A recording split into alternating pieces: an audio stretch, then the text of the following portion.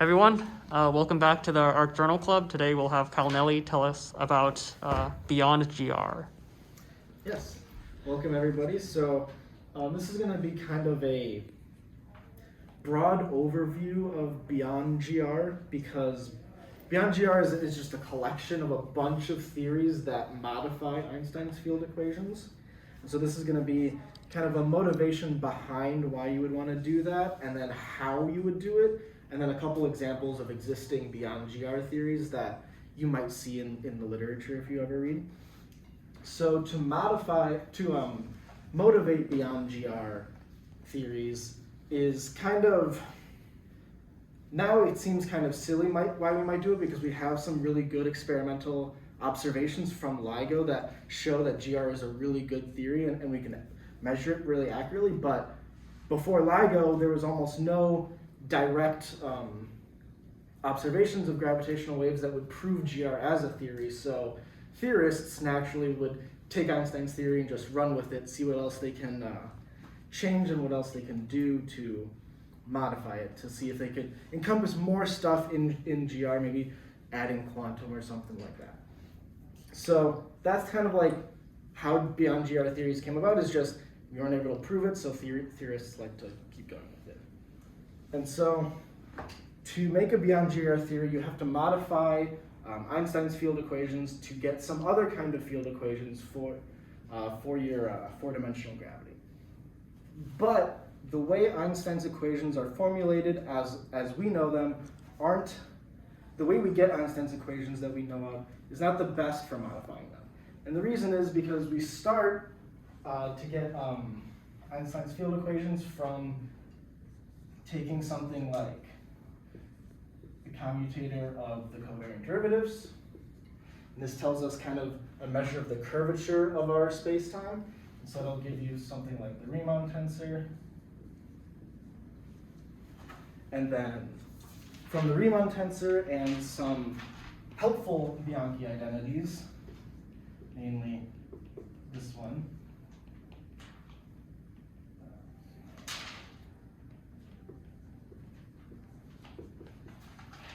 you can then derive the Einstein tensor, which Einstein did, and you can show that this is equal to 0. And then also from the Bianchi identity, you can get the divergence of the Einstein tensor is 0. And so this is all some geometric stuff that we have, where we just start with a simple assumption of having there be some curvature, where you make a little loop of a vector, it'll change depending on what direction you go. Sorry, is this vacuum or? Right now, yeah, this is vacuum. And so Einstein was like, okay, well, we also know another tensor where you can take the divergence and it's equal to 0 and it has matter stuff in it. It's the stress energy tensor. So Einstein was like, hey, we can relate those two. And so he just related them with a constant like that, because he was trying to model the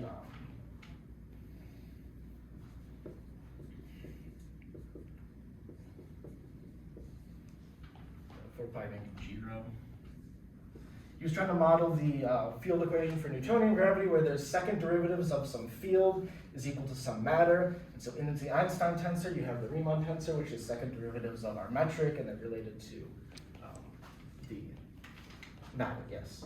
I guess maybe a more of a historical question, but do you think was it first derived by saying we have some tensor that has to do with curvature, some tensor that has to do with matter property, and how do we make it reduce to the Newtonian, the Poisson equation, or was it was the Einstein-Hilbert action already there and they varied the action? I'm going to get to that. The Einstein-Hilbert action came later. So this is how Einstein derived it, because he was trying to relate it to this and get it back to this in the weak field limit.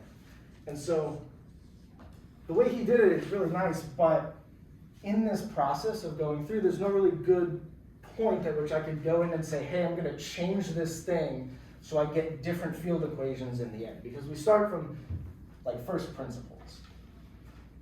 And so we want to reformulate the way we get Einstein's field equations so that we can modify it and then we can get different field equations. And the formulation that we're going to use is the Lagrangian formulation from an action. And the reason we're going to do this is historically, in the early 1900s, 20s and 30s and stuff, quantum was being becoming really big, and so that had that was formulated in terms of Hamiltonians and Lagrangians, and so because of that, that formulation of just physics was very well understood. So people wanted to cast Einstein's equations in this kind of formulation. And so a brief recap of actions and Lagrangians is you have an action, which is the integral of a Lagrangian density, which is a function of your variable and some derivative of your variable. Dot here just means any derivative, it doesn't have to be time or anything. So this is the density. The density because we're integrating over our whole space, this is an n. But it did, like, if you only integrated over time, this would just be the Lagrangian itself, not Lagrangian density. And so for a basic example, we're going to take a scalar field phi. We can write down the Lagrangian, where we have some kind of kinetic term, which is related to the derivatives of phi. And then some potential term, which we don't have to specify right now, it's just a function of phi itself, not its derivatives. And so to get field equations, we want to vary the action with respect to our field phi, and then we want to extremize that variation of the extremize the action, so we set it to 0. So delta has 0, like this, and then with some, we get something like expression mu delta phi, expression mu phi, minus dv d phi delta phi dx, and then integration by parts will just simply give you mu phi minus dv phi delta phi dx. And so to have this be 0, we don't want our variation of phi to be 0, otherwise nothing happens. So we set this equal to 0, and we get our field equation for phi. Is the second derivative phi minus dv phi equals 0. And if we just choose maybe v equals m phi squared, this becomes actually our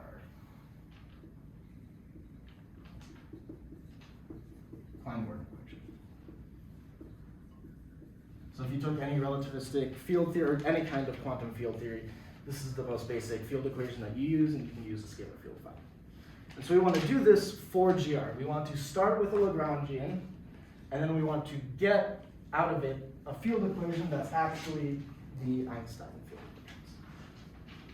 And so to do that, we're going to say our field phi is going to become now our metric. That is the fundamental variable that we have in GR to work with. And so actually, instead of the metric, I'm going to work with the inverse metric. The only reason I'm doing that is just because it makes life a little bit easier. So you have an action, integral of Lagrangian of your metric, derivatives of your metric. You can have any number of derivatives that you want. It doesn't actually have to stay with the first derivative, it just has to be a finite number of derivatives, which can be infinite. And so, one little problem with this, now that we're in GR, is this is the 4-dimensional volume element, and so that kind of depends on coordinates, and we don't want it to depend on coordinates. And so what you can do to avoid that is pull out a factor of the square root minus the determinant of the metric. So here, G is determinant of G mu nu, and it is not the trace. And so one nice thing about this is a density. And so right here, we had the Lagrangian here had to be a density, so now we took that density part and kind of shoved it into the volume element, so now we can do this in a coordinate-free way, and now this leaves L as a scalar.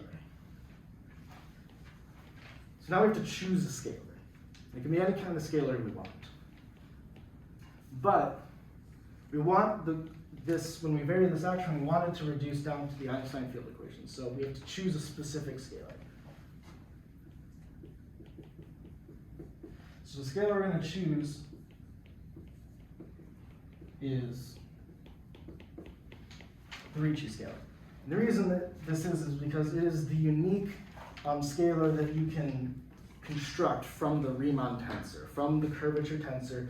The Ricci scalar is the simplest, unique scalar that you can form from this. And so this is a choice that we have to make, but we'll see that this actually works. And so this is called the Einstein-Hilbert action, because Hilbert was actually the one that said, hey, we can use the Ricci scalar if we do this, and we'll get out the Einstein field equations.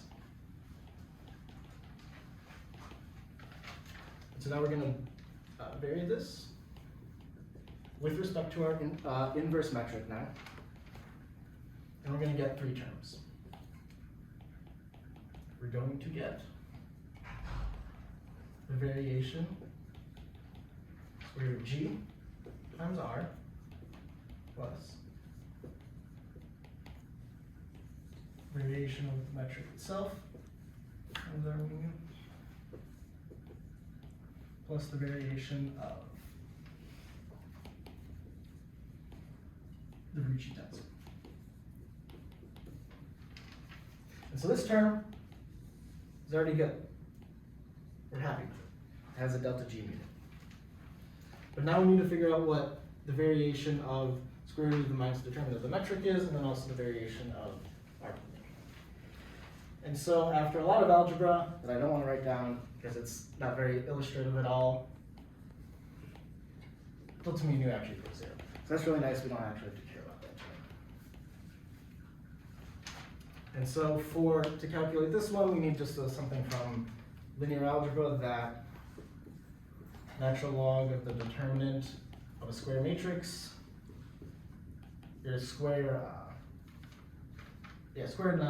matrix with non-zero determinant is the trace of the log thing. So that's what we have. Our metric, the components of our metric can be written in terms of a square symmetric matrix, and so we can use this formula. And what we get out from this is that the variation of just the determinant is g mu nu, delta g mu nu. But we want the inverse metric because we're varying with respect to the inverse metric. And so the way to do that is to vary Kronecker delta function. Because when we do that, we can get a relation between the delta with g mu nu downstairs and delta with g mu nu upstairs, because you can't actually just raise and lower indices normally because they're not. It's weird because it's a variation. It's not actually a tensor. And so this will give us that g lambda nu delta g mu lambda is actually minus g mu lambda delta g lambda. Basically, what we're going to get out is a minus sign. So minus g mu delta g mu, and then variation of minus g is just 1 over this, and then you get a very nice formula. Okay. So now we have variation of this term in terms of variation of our metric. We have this in terms of variation of metric, and we don't have to care about this. So now we can put it all together.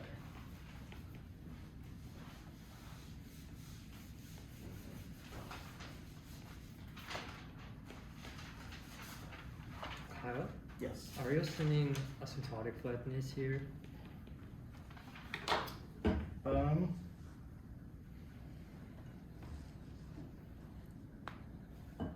That might have to be a condition. I'm not sure.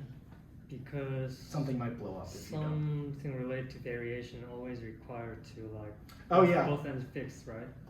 Yeah, Yeah, when doing this derivation, there's a lot of boundary terms from integrating by parts, and you have to assume that those go to 0. And so you do actually use that your spacetime is asymptotically flat as you go to infinity. But most of the spacetimes that we ever want to consider are asymptotically flat, so it's kind of an okay assumption. And so now we have delta of our Einstein-Hilbert action is integral square root minus g r mu nu minus 1/2 r g mu nu delta g mu nu. And hey, look at that. This is the Einstein tensor. So this has to equal 0 in vacuum, because that's what we've done so far. And so you might be asking, hey, what about matter? If we want to do some matter. So here, instead of just having this, we would also have plus a delta S matter for a matter Lagrangian that describes our matter distribution. And so we don't actually have to specify this ourselves. We can actually solve for this once we have g mu nu. So, and the way we do that is just by setting g mu nu plus 1 over square root minus g delta Sm over delta g mu nu equal to 0. So we can define t mu nu as minus 8 pi over square root minus g delta Sm over delta g mu nu.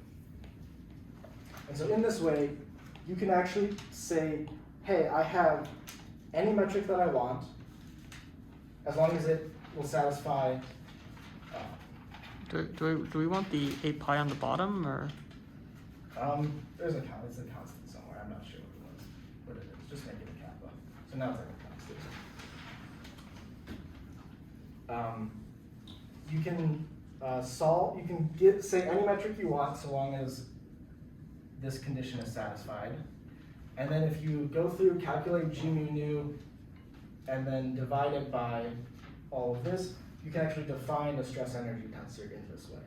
And so when you do that, though, that's not guaranteed. You're not guaranteed that the stress energy tensor is physical in any way. The only thing that you guarantee is that the divergence of it's 0. So it could be negative pressure, negative density, negative temperature, whatever you want. But you can solve for it. But we usually want a stress energy tensor that's physical. So Is there a simple form for the, like, if I want a dark energy, or do we just do something ad hoc? Like, can I just guess that easily?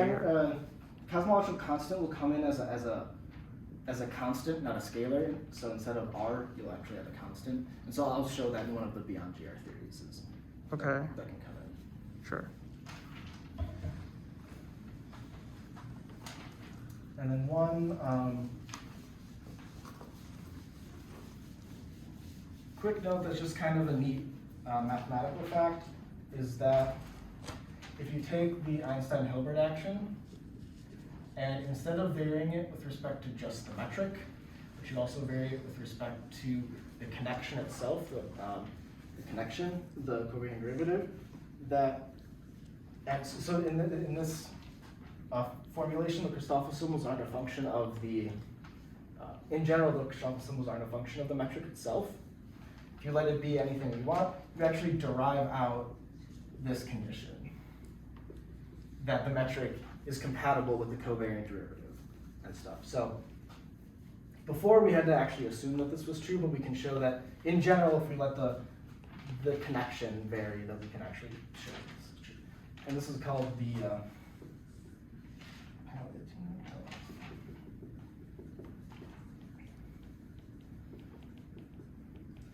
Palatini formulation, and so it's just a neat little.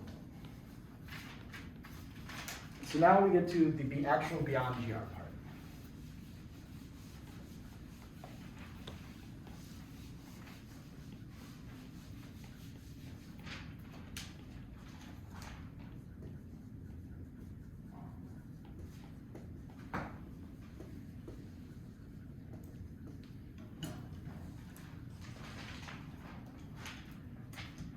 I'm going to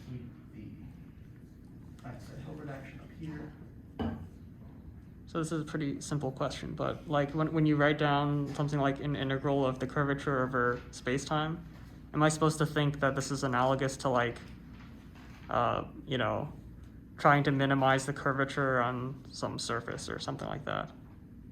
Like if I... Yeah, well, you want to extremize the action, and I forget for Newtonian stuff, you always want to extremize, or you want to minimize the time that it's spent in the strong part of the gravitational. Right, I'm thinking something like a bubble, like Yeah. you integrate over the curvature and want to extremize that. Yeah, Right. basically. Okay. And so now we have a very nice way to get to Einstein's field equations from something very simple, which now we can modify very easily. So we made a choice of using the Ricci scalar here. So now a lot of GR theories will just change what we place right here, and we'll get out a bunch of different kinds of theories. And so that's what I'm going to talk about now. So there are 4 theories that I want to talk about. One of them has the very creative name F of R gravity. You'll see why it's a very creative name. So this is actually a class of different theories because F is just a function of R.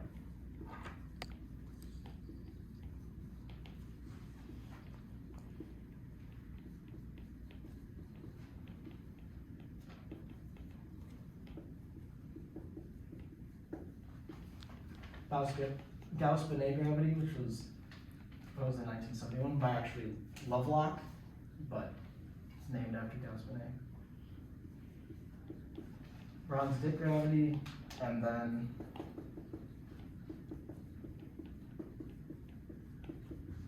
Einstein-Python, which was 1922.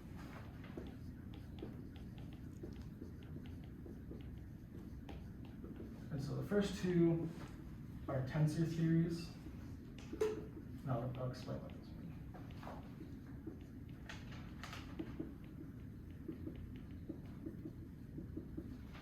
Bronsted is called a scalar tensor theory, and this scalar is scalar field. So you're adding an additional scalar field, and then Einstein-Cartan is non-metric, which means you do something very, very. And so to have a beyond GR theory, you can't just make up anything. It has to satisfy some conditions. And those 3 conditions are basically the 3 main experimental tests of GR that we have. And those are the perihelion precession of Mercury,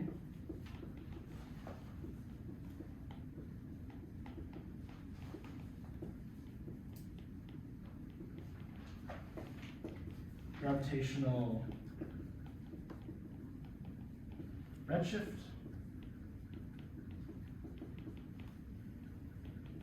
and then gravitational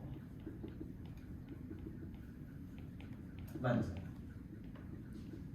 So these are 3 general relativistic effects that we know exist, and we can measure them. And so if you propose a beyond GR theory and it doesn't have either of these, it doesn't predict either of these 3 to really good accuracy with measurements, your theory is basically dead. You can't do anything with it because it's not, it just doesn't work.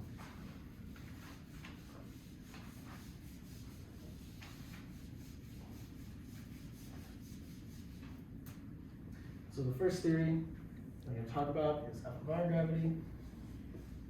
And so this is a whole class of theories, basically. And so in your action now, instead of just R, you have F, a function of R. Pretty simple to deal with. And so when you vary the action, you're going to get something like this.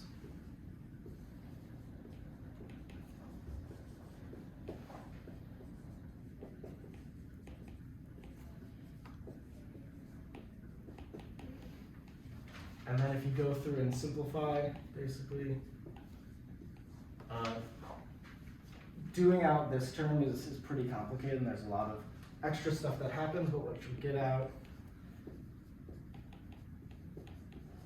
is something like this.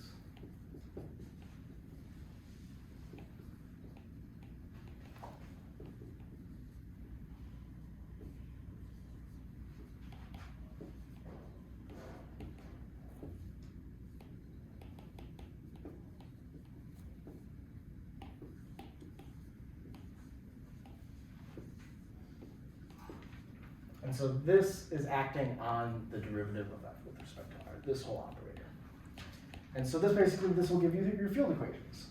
If you just set this inner part equal to 0, this is what will give you your field equations in f of r gravity, analogous to Einstein's equations. And you can see that if you choose f to just equal r itself, then df dr is 1, it's a constant. So all the derivatives of a constant vanish. Df dr is 1 here, you get r mu nu. F of r is just r, you get r mu nu minus 1 half g mu nu equals 0. It's the Einstein tensor, we get back general relativity. So that's really good. That gives this some hope, maybe. Now, there isn't too much I can say about f of r specifically because this is a class of theories, so you can make any kind of function f that you want. But one neat little property that it has is that here you have df dr getting acted on by a box and second derivatives and stuff. And so in a different way to formulate this kind of theory is replacing df dr by a kind of a scalar field, like we saw before. So that's why it's kind of a pseudo-scalar tensor theory, but not really. And so the effect of having this extra scalar field or having this generalization is that there's actually going to be 3 different polarization states in your gravitational waveform rather than 2. And so the 2 main ones, H plus and H cross, remain, but, and those are still transverse modes. So when a gravitational wave is passing through, matter will only move transversely. The third one that comes from the scalar field will actually be have a transverse component and a longitudinal component. And so matter, when a gravitational wave passes through in the z direction, matter will actually also move in the z direction. So this is a way that LIGO might be able to detect it, or LISA once it gets accurate enough, because who knows what order this actually appears out at. I guess, does that mean that kind of theory would necessarily predict like a massive graviton? Yeah. Yeah, Yes, yeah. scalar field is massive. Yeah. And so one function that you can kind of form from this that is general enough as if you just expand it in powers of r is you could have constant a1 plus constant a2r, a3r squared. And so immediately we see that a2 is constant in front of r, just has to be 1 to get back Einstein's field equations. This constant a1 can be formulated in terms of the the cosmological constant. And so this has a magnitude of either 10 to the minus 52 or something like 10 to the 50, because 2 different measurements disagree by a magnitude of 100, like a factor of 10 to the 100, which is bonkers to me. So it's really, really, really small, so it doesn't affect Einstein's gravitation locally, which is kind of what we want. And then by measurements in the solar system that we can do ourselves, you can constrain this constant A3 to be of order 10 to the minus 9. So any effect of higher orders of R have to be really suppressed because they don't contribute much to any of the waveforms that we see, and the tests that we do on our solar system are very accurate.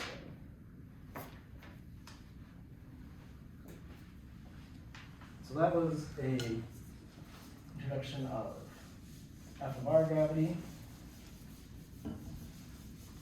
Kyle? Yes. So it's hard to see the difference between this FR gravity and GR if gravity is weak, right?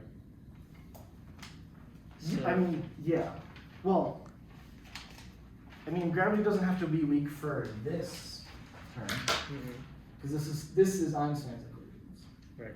But the deviation from this has to be small because of measurements from the solar system and also gravitational waves. And so if you add a constant to it, the constant's got to be really small. And you can show that it's related to the cosmological constant, which is very small. And then if you have extra powers of r, they also have to be really small because we know GR is very, very accurate already. So we do some kind of extra galactic scale of test of GR, but still within a weak gravitational field. we're not gonna see any difference still for this theory. Yeah, probably. Yeah. Mhm. Yes, I think so. Okay, I have a naive question also. So let's say A3, okay, so if I set like A3 and above to be 0, then this is basically just This is Einstein's equations. Yes. So, like how in the limit of setting A3 to going to 0, do you get from 3 polarizations to 2? So how does that, do you know how that limit works, or? I mean, no, I don't have I mean, this is a class of theories, Mhm. so I don't have a closed form for how this Sure, theory sure. field affects Right, the... but what I'm saying is like, okay, so let's say I have like lambda plus r plus like some A3 r squared, and that's it. Then if A3 is not 0, do I expect generally to have a third polarization?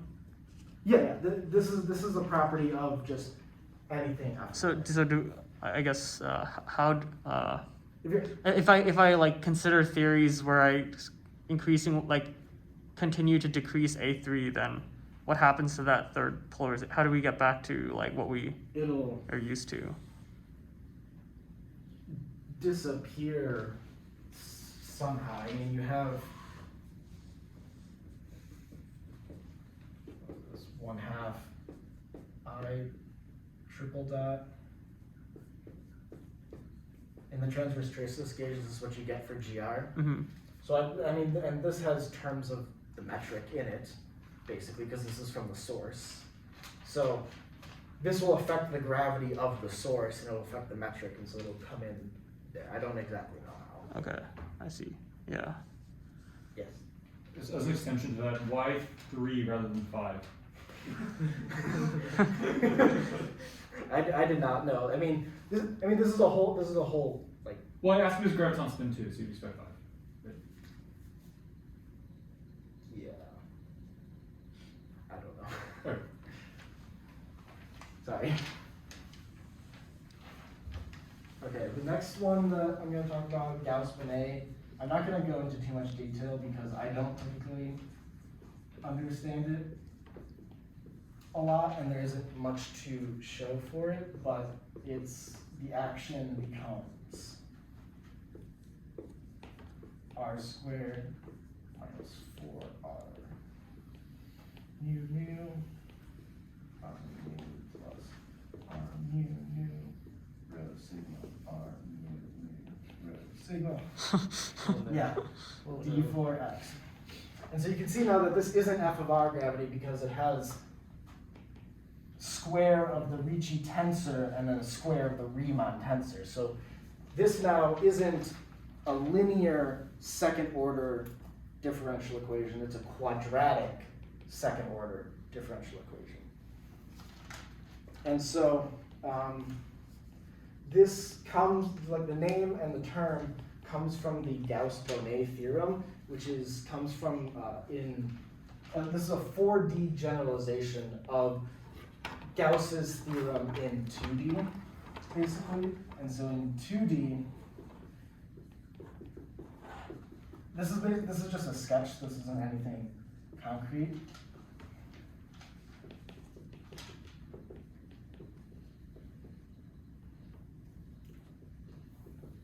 But Gauss's theorem basically says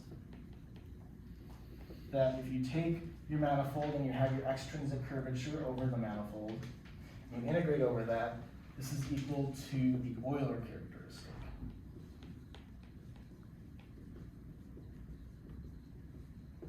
And the Euler characteristic, if you've never heard of it before, for a polygon is a combination of the number of sides, the number of vertices, and the number of faces that your polygon has. And so this is one of Gauss's greatest accomplishments, in my opinion. You spend, if you take a differential geometry course, you spend the whole course doing it just to get to this in 2D. And it basically relates statements about geometry to statements about topology.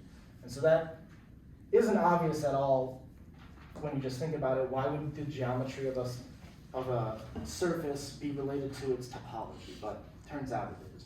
And so if you generalize this statement to 4-dimensional spacetime, this is the term that comes out. And it is actually the unique term for quadratic second derivatives that comes out. And so where this is kind of useful is in string theories. If you take the classical limit of a string theory, it usually boils down to this in the classical limit. So if you take out all the extra 10-ish dimensions or whatever and quantum stuff and boil it down to classical, this is the term that you get out. And so that's why it would be kind of useful for anything, but I don't have much to say on that beyond this because I don't understand string theory at all. So I can't give any actual uses of this at all. How many polarizations does this? Does string theory have polarizations? I don't even know. I can't even see how it reduces to GR.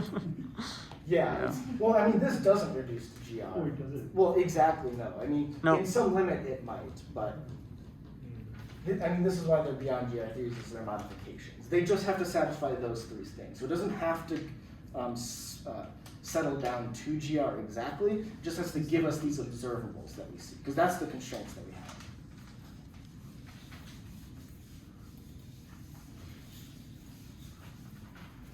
And so the next one that I'm going to show is Browns-Dick gravity.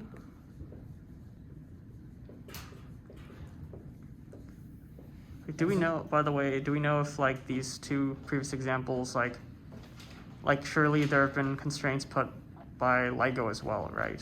Not just these three, or?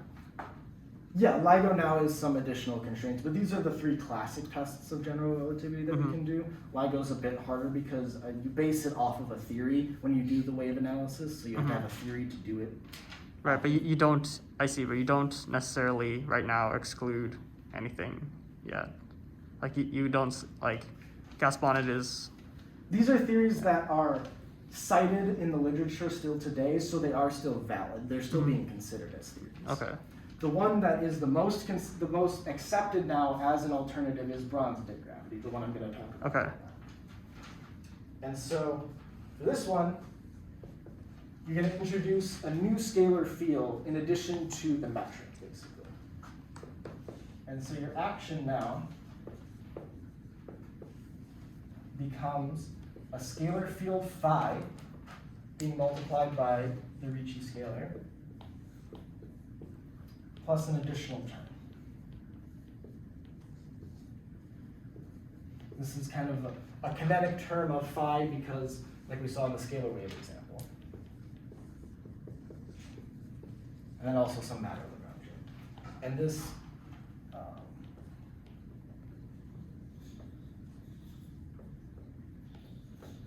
omega is called a coupling constant. And the reason it's called a coupling constant is because now our field equations that we're going to get, I'm just going to write them out.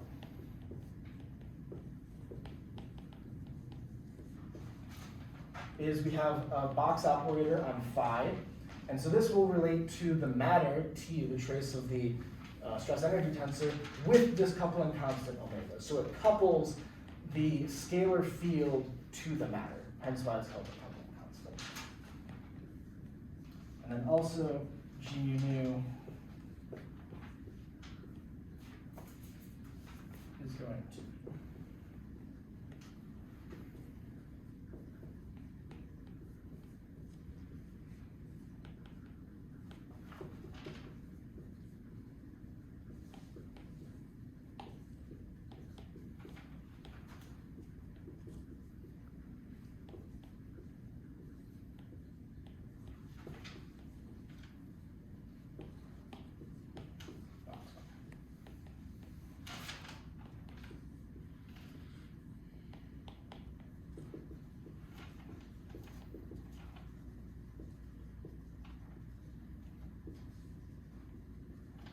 So if you recognize this, maybe from E&M, this is the energy momentum tensor kind of for a scalar field is what you can think of that as. And so these are now our field equations.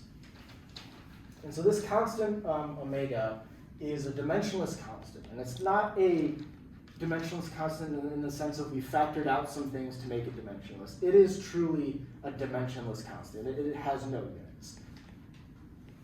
And so the field phi, we said couples to the matter. And so the effect of the field phi basically is to modify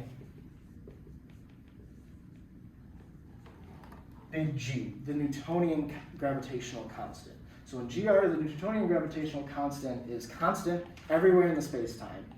Now, the Newtonian gravitational constant becomes some function of phi, so it varies at different points in your space-time, and so it is no longer constant. So now the true constant of your space-time is the omega coupling constant. So is there a reason besides units that you have phi in the denominator in front of the kinetic term? Or like, does it have to be there to work out I that think way? it just falls out of the derivation. Okay. The derivation is a bit long, so.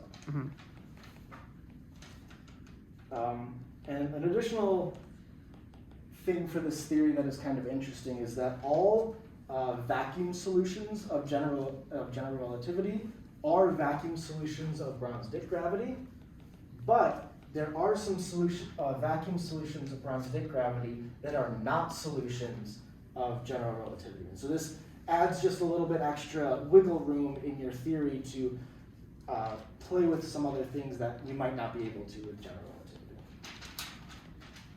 And so for this to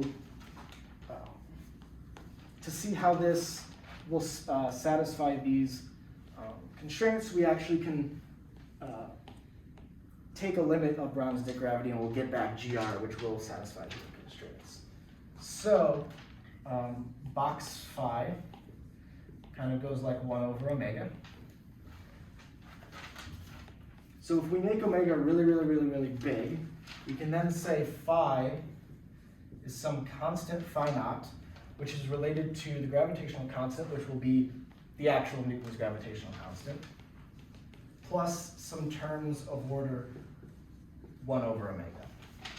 And so you can see here that if you take phi to be a constant, plus some very small other terms, this term will go to 0 because there's derivatives of phi, and then this term will go to 0 because there's derivatives of phi. And this phi constant will be turned into, I think here actually just 1 over g, the 8 pi g t mu nu, and then you get back all your general relativistic field equations. And so throughout history, you can actually get some measurements for the constant omega based on measurements from our solar system and stuff. And so the most recent best estimate is that omega is around 40,000. So it's very, very large. So it is very close to general relativity because omega is very, very large. It's not exactly, obviously, but these measurements also aren't extremely precise. So yeah. And so because it accepts all solutions of general relativity, plus it adds some additional ones in vacuum and stuff.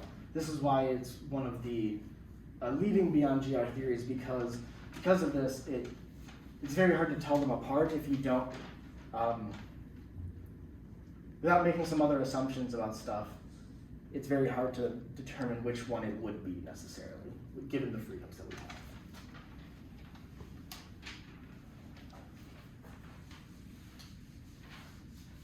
So now the last theory that I'm going to talk about is called Einstein-Cartan. And so you'll see by the date that I wrote next to it, it came out in 1922. This is only like 7 years after Einstein's equations.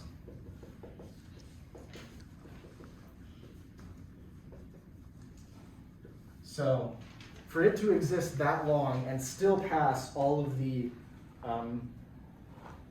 postulates of all the tests of general relativity is actually pretty cool, because they had maybe just the perihelion precession of Mercury back then, and so That's pretty cool. So this is a non-metric theory, which means you don't just add a scalar field to it. You don't just add some extra powers of the Ricci scalar, whatever. You do something else. You actually use the Einstein-Hilbert action. Same action. Nothing different there. The thing that we are going to change is our assumption about torsion. And so a torsion, the torsion tensor, can be defined as your Christoffel connection, mu nu,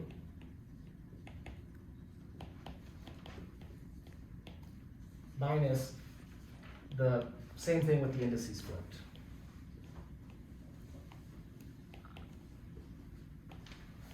And so in general relativity,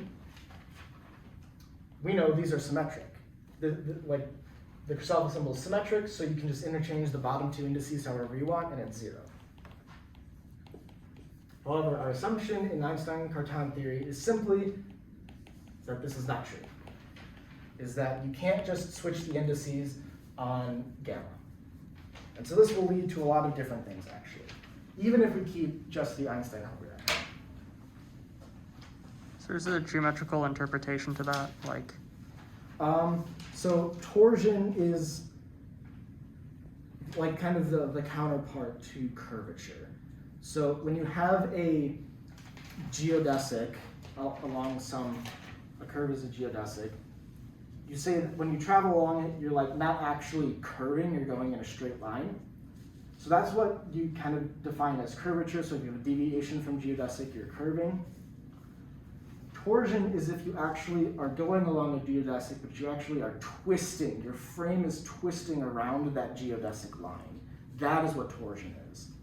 And so if you can think of like a roller coaster, a pretty simple example is like you have a track that's just going straight along like this. You're going to expect that you're going to sit in the cart and you're going to go along like you normally do. That's with zero torsion. If you have torsion, the track will still be straight, but you'll kind of do like a corkscrew around the track, even though the track is still face up, basically. That's what torsion is. And so that will affect a lot of things because parallel transport is going to be completely changed now and everything. There's a lot of different stuff. So with this, we don't assume the Christoffel connection anymore. It's a completely general connection. It doesn't have to necessarily depend on the metric and whatnot. And so you still get actually the same field equation.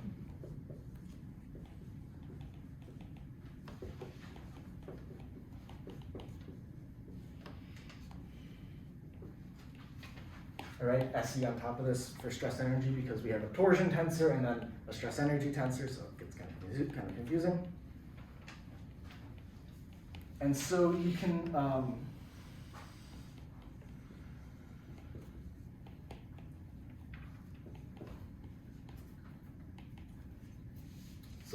however, this equation is slightly different now, actually. It has the same form like this,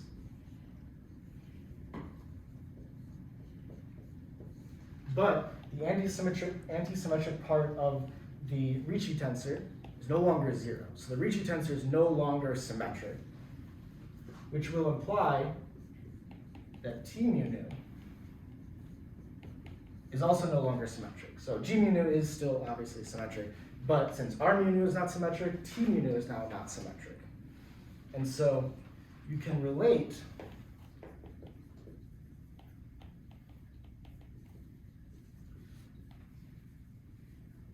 these antisymmetries in T mu nu to something called the spin tensor. T mu nu is the stress energy tensor here, right? You can relate the stress energy tensor to something called the spin tensor. And you can kind of think of this like the Pauli matrices in quantum. This is their analog in 4-dimensional spacetime. And so you can also relate the torsion to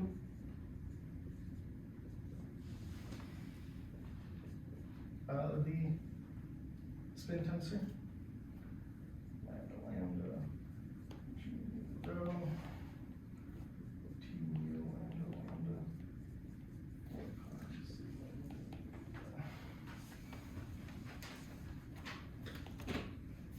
And so the torsion that you get will influence how much spin you have, whatever that means, in your space-time. And it also is related to the matter. Now, because it's related to the matter, this effect actually only happens where there is matter. So in vacuum, when T mu nu is 0, the antisymmetric part is also 0, so you don't get any spin part, and you don't get any torsion. This only happens inside matter, basically. And so one really cool part about this theory is that you can actually avoid singularities in your theory. But they're only singularities that form with matter. So if you have a star that goes supernova, it's collapsing down into a white dwarf or a neutron star, but then it keeps going down to a black hole, usually our theories, GR now, will predict you get a singularity there. Also, the Big Bang is predicted to have a singularity at the very beginning.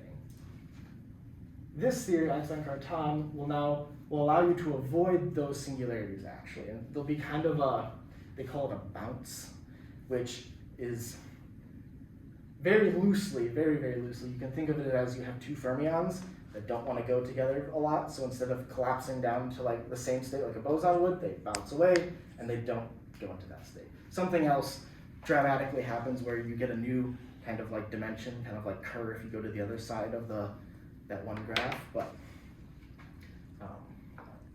yeah, you can avoid singularities. So that's why this is really cool. And so one of the reasons it's stuck around a lot is because in vacuum, it's just GR, so you get back all the nice stuff are there. But in really strong regions of space-time where there is a lot of matter, you can do some other kind of neat things that you wouldn't necessarily be able to do with GR. Yes? In that theory, so if we go into the local Lorentz frame and look at the component T0I and Ti0, which are momentum density and energy flux, right? I mean, like they should be equal by the notion of energy conservation. well, in GR they represent momentum flux and energy density, but in this theory they might not. So they represent something. They might. Else. Yeah, they probably do, because in that theory it's symmetric. Mm-hmm. So, and all the antisymmetric part is the stuff that would not make them equal is 0. But here it's not 0, so how would you, I don't know exactly how you would interpret the antisymmetric part of T mu nu when you have it. I don't know what it means physically. But the physical kind of thing that happens is the torsion. That's the physical thing that happens. And so you can relate T mu nu to the spin tensor and then the spin tensor to the torsion. So it has something to do with the torsion. The reason they're not equal has to do with the torsion, and weird things will happen in your space-time when you have torsion. So is torsion tensor, like component of torsion tensor is 0 in the local Lorentz frame? In the local Lorentz frame. Because that makes all like Christoffel symbols goes to 0, right?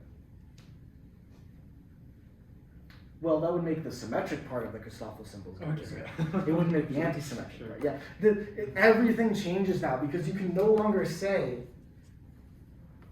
Yeah, it's not compatible. it's not compatible anymore. So you can no longer say this. So there's so many things that we assume in GR when we derive equations that assume this is true, that are no longer true anymore. That you have to go back and keep in a term. Because when you do this,